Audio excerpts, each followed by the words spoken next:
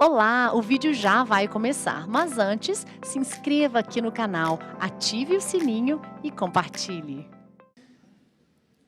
Irmãos amados, eu estou com a voz bem ruinzinha, mas animado com a graça de Deus. E nós vamos ler o texto que já foi lido no culto de hoje. Vamos relê-lo, Salmo 46. Abra sua Bíblia novamente, por gentileza.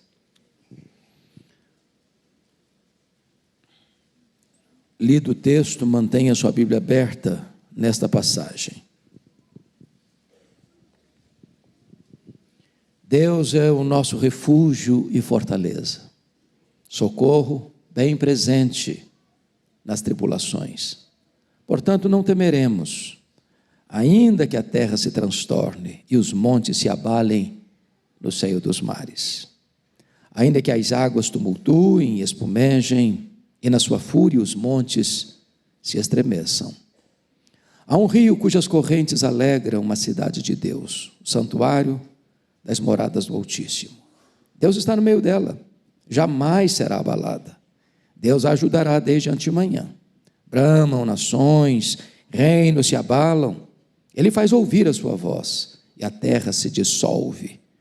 O Senhor dos exércitos está conosco, o Deus de Jacó é o nosso refúgio. Vinde, contemplai as obras do Senhor, que assolações efetuou na terra. Ele põe termo à guerra até os confins do mundo, quebra o arco e despedaça a lança, queima os carros no fogo. Aquietai-vos e sabei que eu sou Deus, sou exaltado entre as nações, sou exaltado na terra.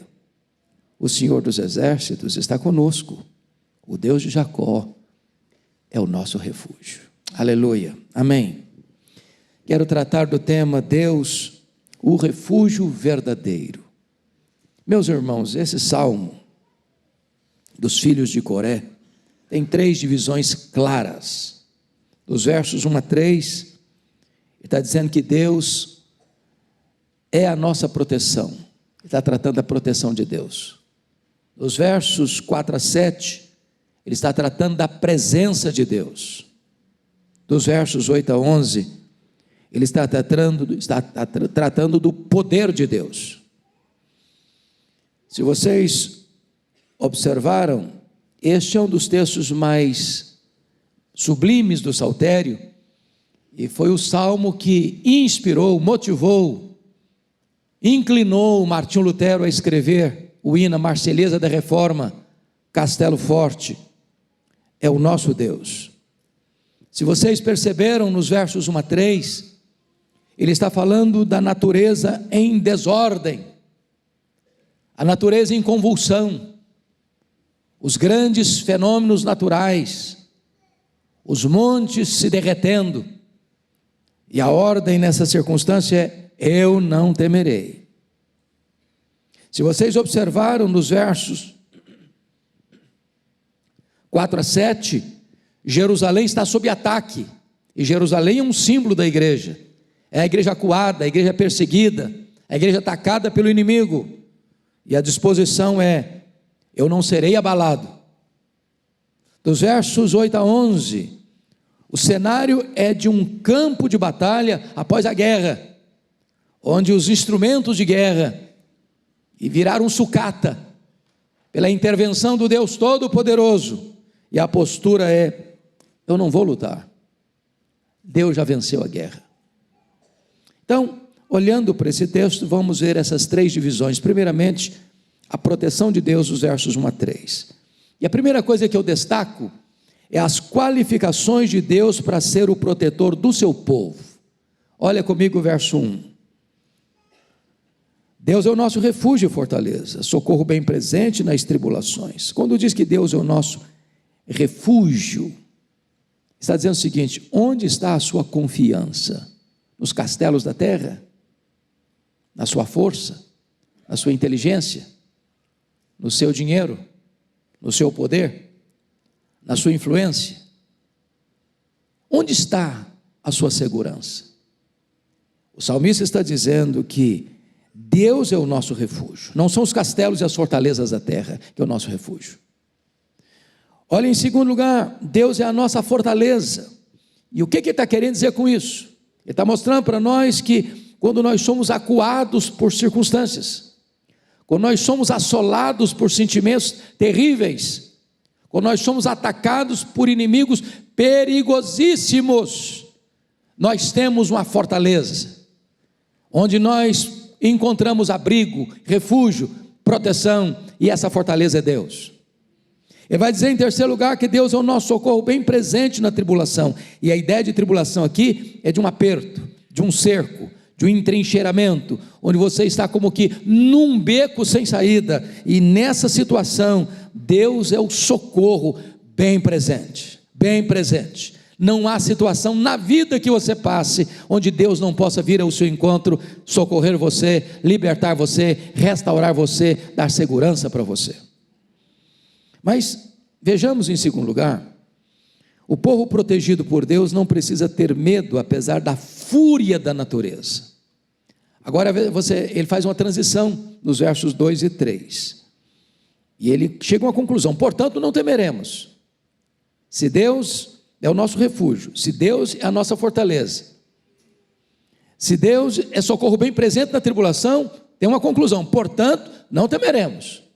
Mas agora ele vai fazer uma descrição da natureza em fúria, quando ele diz o seguinte: ainda que a terra se transtorne, ainda que os montes se abalem no seio dos mares, ainda que as águas tumultuem e espumejem, na sua fúria os montes se estremeçam. Meus amados, nenhum ser humano, por mais poderoso, nenhum cientista, por mais robusto que seja o seu conhecimento, nenhuma pessoa especializada no estudo da natureza tem segurança quando a natureza se convulsiona. Que barragem ou que muralha cerca a força do vento? Quem pode? Que barragem segura o bramido do mar? O homem não tem controle, o homem não tem poder, o homem não tem capacidade de resistir quando a natureza entra em convulsão. Quando os montes mais altos, empinados aos céus, começam a se abalar. Mas ainda que os Andes se abalem, ainda que os Alpes se abalem, ainda que as montanhas mais altaneiras da terra se abalem, você e eu temos uma fé que não se abala, porque o Deus em quem confiamos é o Deus que está assentado no trono e tem controle sobre a natureza. Deus é o nosso refúgio, mesmo diante das vicissitudes da vida, mesmo diante das convulsões da natureza, mesmo diante das situações que você e eu não temos controle, mas a nossa fé está inabalavelmente firmada naquele que tem o controle de toda a natureza. Essa é a ideia que o salmista quer nos transmitir. Dito isto, ele vai fazer uma outra transição. Agora ele vai mudar o cenário e ele passa a descrever Deus presente com o seu povo, quando a sua cidade está sob ataque dos povos. Agora pense comigo numa cena de guerra, ou pense comigo em Jerusalém, que é um símbolo da igreja, tanto militante quanto triunfante, tanto a Jerusalém da terra quanto a Jerusalém do céu. E muitas vezes Jerusalém foi atacada, e eu queria chamar a atenção dos irmãos para um ponto: se Deus está no meio dela, ela não é abalada. Jerusalém enfrentou muitos ataques, mas Jerusalém nunca foi derrubada ou nunca foi destruída pela força dos inimigos. Sempre que Jerusalém foi atacada, e nós podemos ter dois momentos históricos que Jerusalém foi destruída, no ano 586 por Nabucodonosor e no ano 70 da era cristã por Tito Flávio. Mas se você perceber, é porque Deus se ausentou da cidade. Deus entregou a cidade, como disciplina e como juízo. Porém, nas vezes em que as nações se reuniram com seus exércitos poderosos e encurralaram Jerusalém, entrincheiraram Jerusalém, para invadir Jerusalém, destruir Jerusalém, Deus estando no meio dela, os inimigos foram desbaratados e a cidade foi preservada. Eu vou lhes dar 2 exemplos. O primeiro deles, na época do rei Josafá. Está lá em 2 Crônicas, capítulo 20. Os inimigos confederados se reuniram para atacar Jerusalém. Mandaram um recado insolente.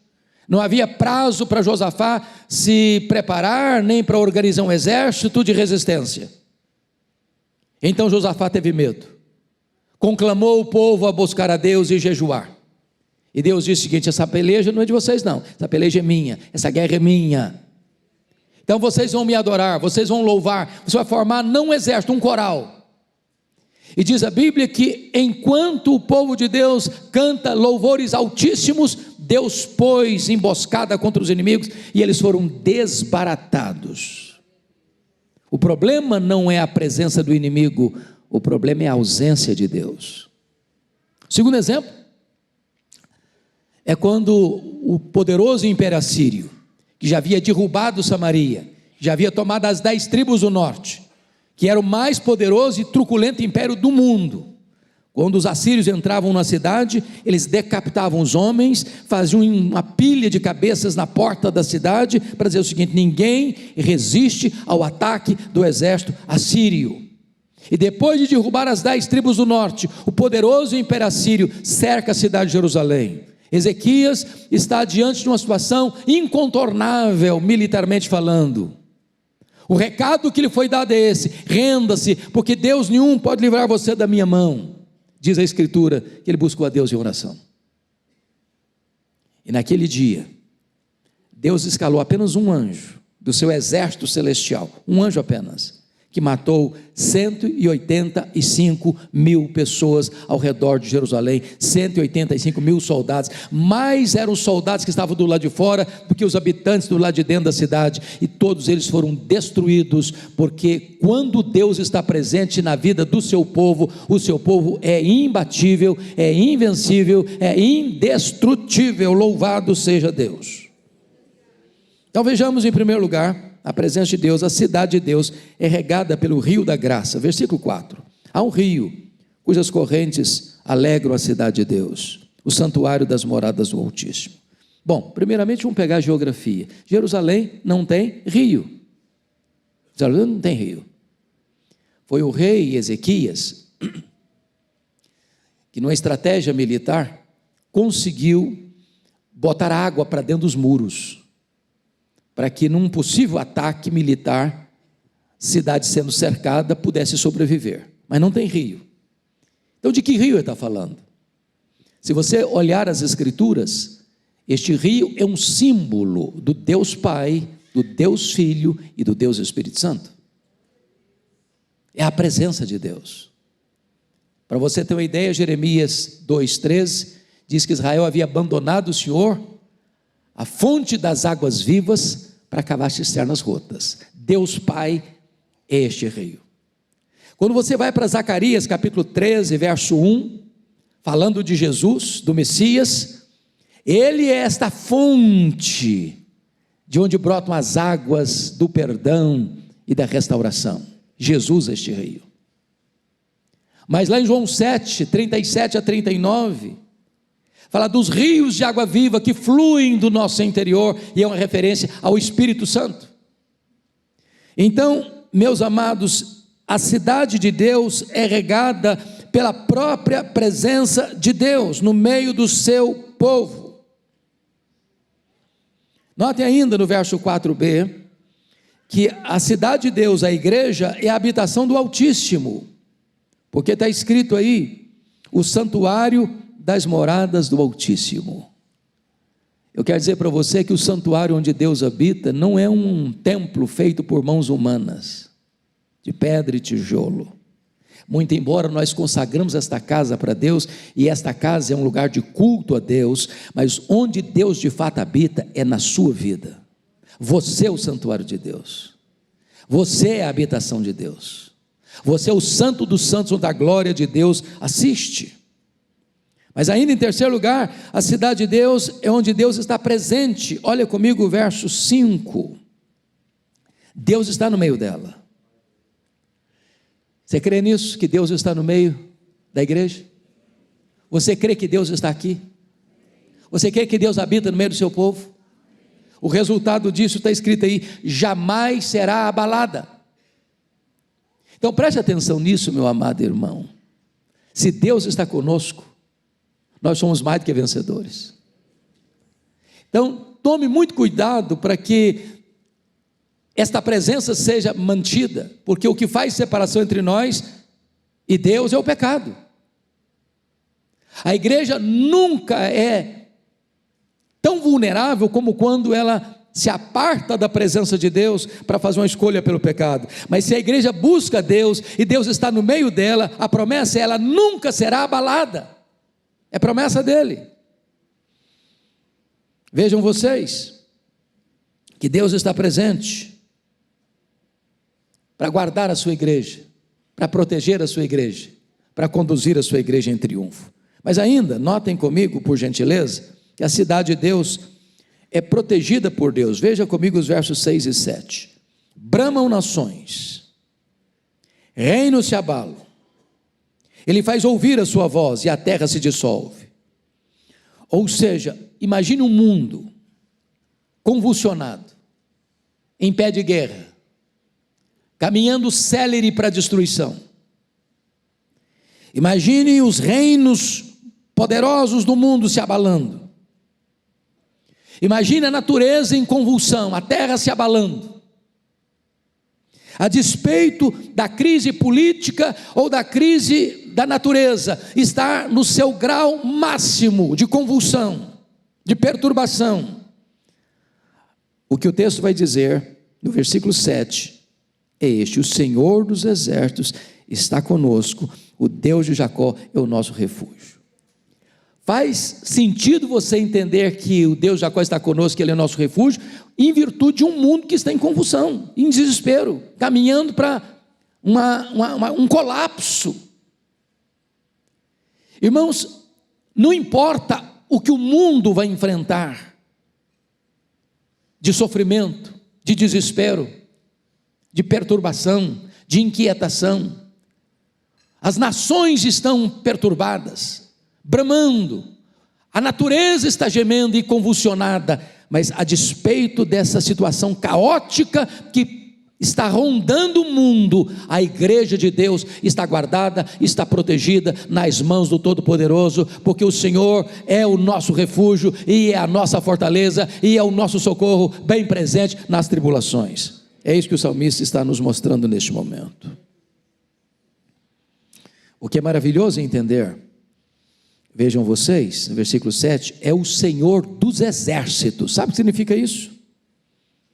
Ele governa os anjos, Ele governa as estrelas, Ele governa os corpos celestes, Ele governa todas as hostes celestiais. Ele tem sob o seu comandante, sob o seu comando, como comandante em chefe do universo, todas as forças que existem, as naturais e as sobrenaturais, as físicas e as espirituais, e todo esse exército de Deus está sob as ordens de Deus para proteger a igreja de Deus. Mas agora vem o último ponto, que é o poder de Deus, versículos 8 a 11, e novamente a cena muda. Agora não é mais as nações bramando, desesperadas nos conflitos e batalhas e guerras.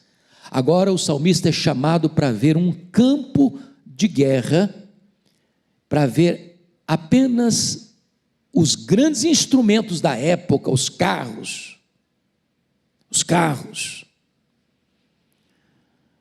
E ele vai mostrar os arcos, as lanças, virando sucata. É um campo que já enfrentou a guerra, e essa guerra foi terrível, sangrenta, avassaladora, mas o cenário que ele está vendo agora não é mais desses instrumentos de guerra em ação, mas como sucata. O arco está quebrado, a lança está quebrada, o carro está queimado no fogo. Parece-me que esta é a cena dos escombros da Segunda Guerra Mundial. Quantos de vocês já assistiram filmes das praias da Normandia? Ou das ruínas e destruições da cidade de Berlim? Ou da devastação da cidade de Hiroshima? Essa é a cena que que o salmista está sendo convidado para observar. E aqui eu chamo a atenção para algumas coisas. Primeiro, Deus abate a força poderosa deste mundo. Versículo 8. Vinde, contemplai as obras do Senhor, que assolações efetuou na terra. Irmãos amados, vamos entender isso.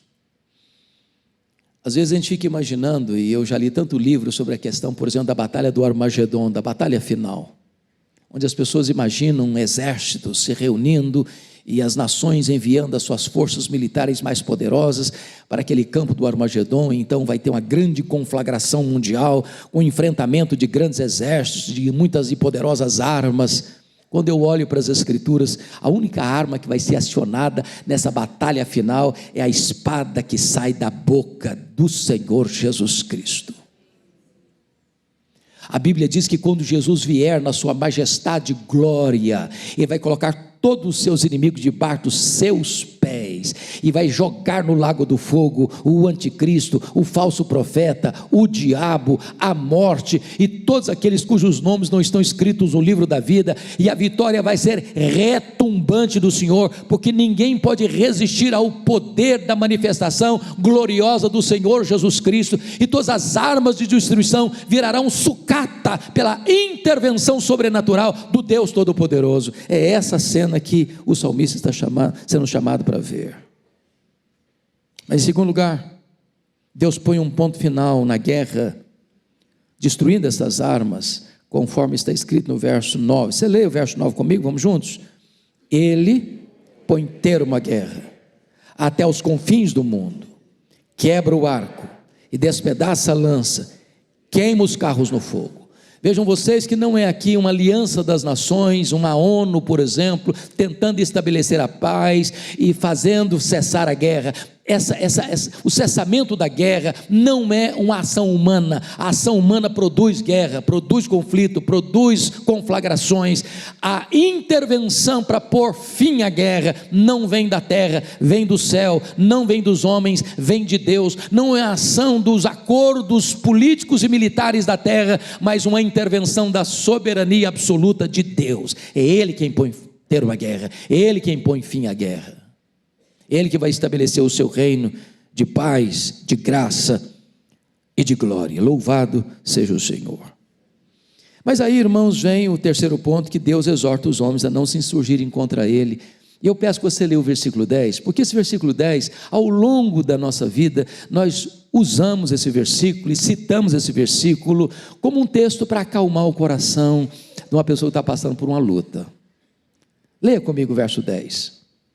Aquietai-vos e sabei que eu sou Deus, sou exaltado entre as nações, sou exaltado na terra. Esse texto não está querendo dizer isso. Olha, fique tranquilo, Deus está no controle, aquiete seu coração. Não é isso que ele está dizendo. O contexto desse texto é outro.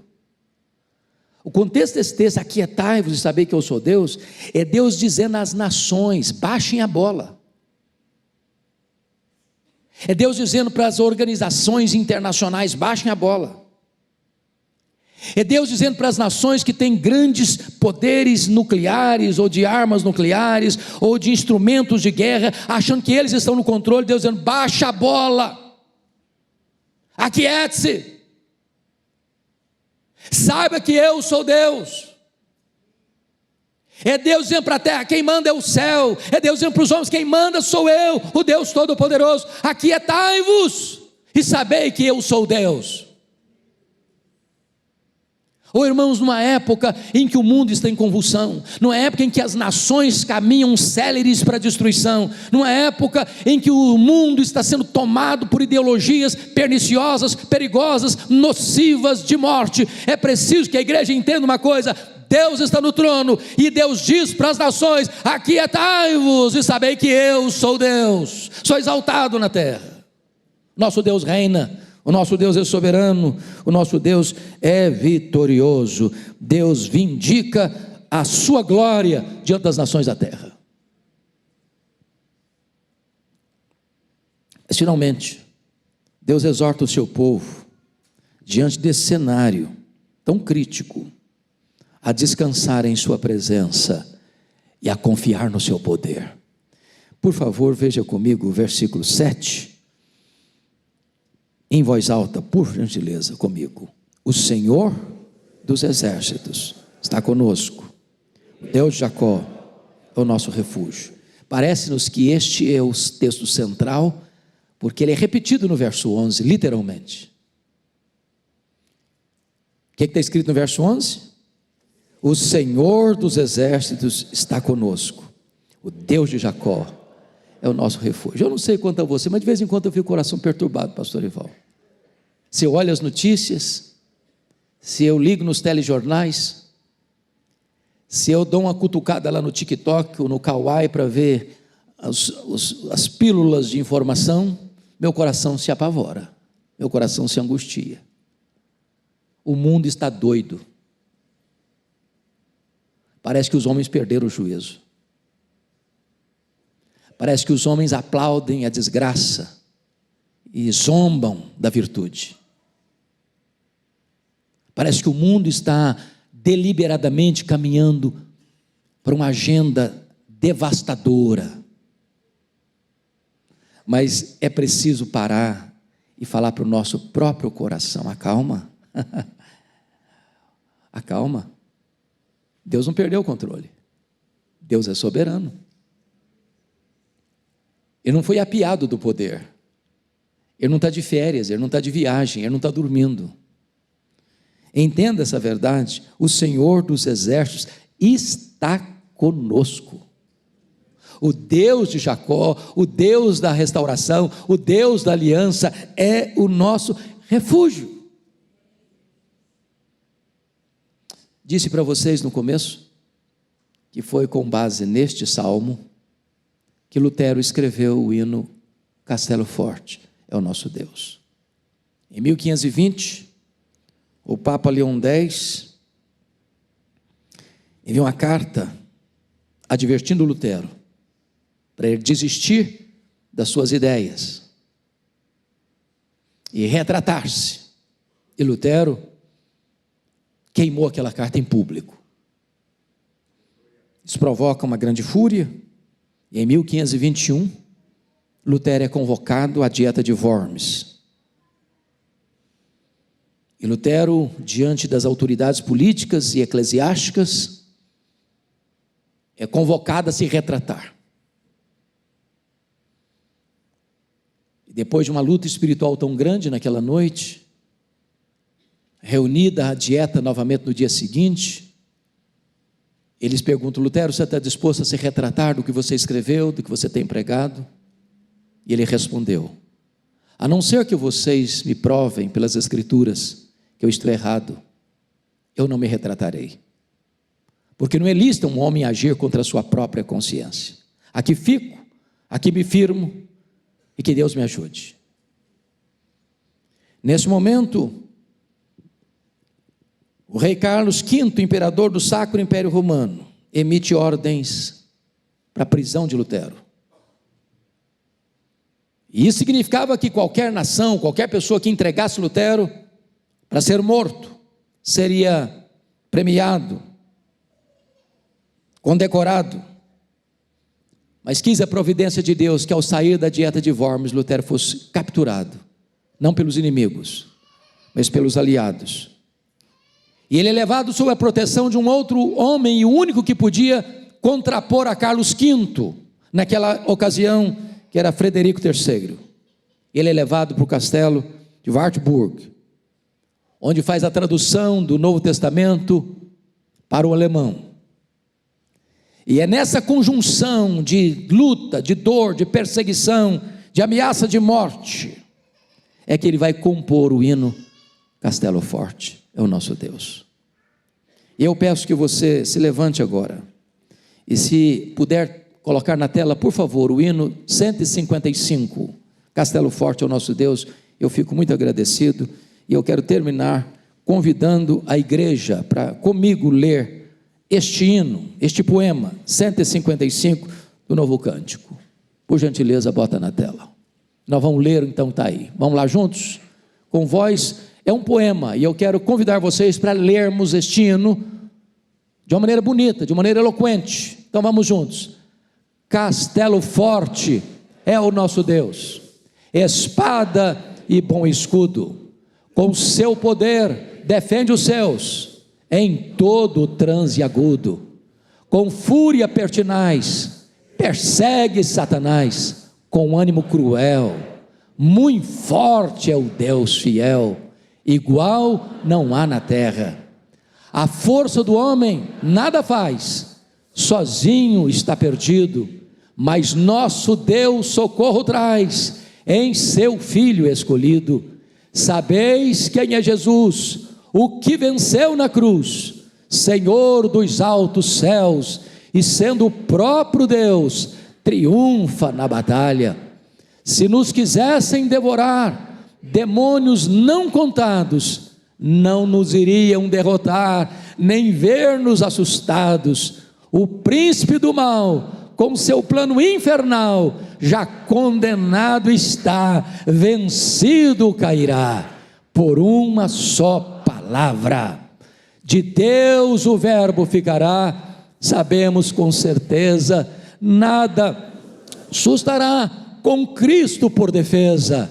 Se temos de perder família, bens, prazer, se tudo se acabar e a morte enfim chegar, com Ele reinaremos. Aleluia, aleluia, aleluia. Louvado seja Deus. Podem assentar, queridos irmãos.